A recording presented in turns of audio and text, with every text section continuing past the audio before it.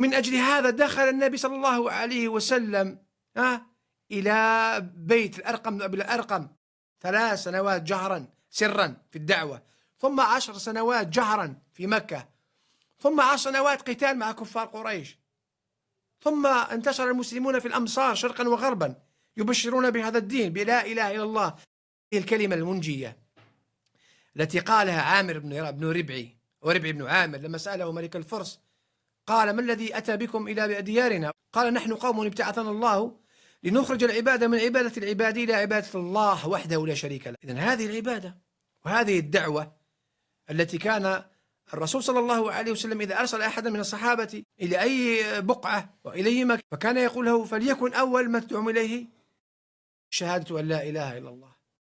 أول شيء في رواية يدعوهم إلى التوحيد، إلى إفراد المولى عز وجل بالعبادة، إلى أن الدعاء والسجود والركوع الخوف والذبح النذر النحر التعظيم والقصد والرجاء هذا لا ينبغي صرف شيء منه لغير الله.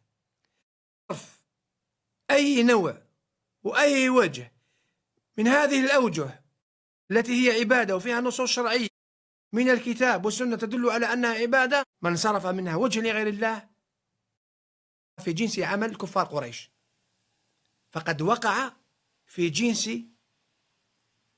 عمل كفار قريش وجنس عمل قوم نوح الذين أغرقهم المولى عز وجل وأخذهم الطوفان وهم ظالمون، وقوم إبراهيم وكل الأقوام الذين أشركوا بالمولى عز وجل. إذن الخصومة والصراع بين الأنبياء وأقوامهم لم يكن في القسم الأول من التوحيد، بل العكس، كانوا مقرين بأن الله هو الخالق الرازق. والعجيب الغريب تجد فرقة من الفرق تنتسب إلى أمة الإسلام تعتقد بأن أئمة أهل البيت لهم شرك في الكون، شركاء المولى عز وجل في إنزال المطر، الإحياء والرزق والإماتة والبعث والنشور. يا كفار قريش ما قال إبليس مقر بأن الله وحده هو الخالق الرازق، إبليس مقر.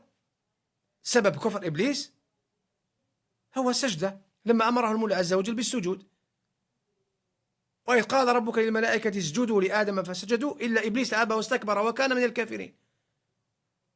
ولكن إبليس في قضية المعرفة الإقرار، قضية أنه يعتقد ومقر بأن الله هو الخالق هو الرازق هو المدبر هو المسير لشؤون الكون، كان على يعلم ويعتقد أن هذا خاص، هذه أفعال الرب سبحانه وتعالى. الربوبية، توحيد الربوبية هو إفراد المولى عز وجل بأعماله، والتوحيد وتوحيد الألوهية هو إفراد المولى عز وجل بأعمالنا نحن، بالدعاء بالنحر النذر.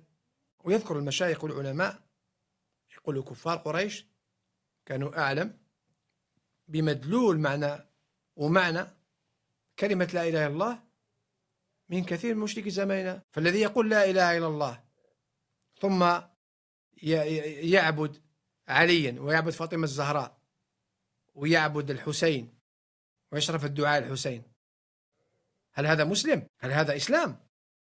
إذن هذا ضد دعوة الأنبياء والرسل. ولهذا نحن ذكرنا أننا ندرس هذه السيرة لنتعلم، لنعرف كيف كانت الدعوة النبي صلى الله عليه وسلم إلى هذا إلى هذه العقيدة التي أنا الآن قاعد أتكلم معكم عليها.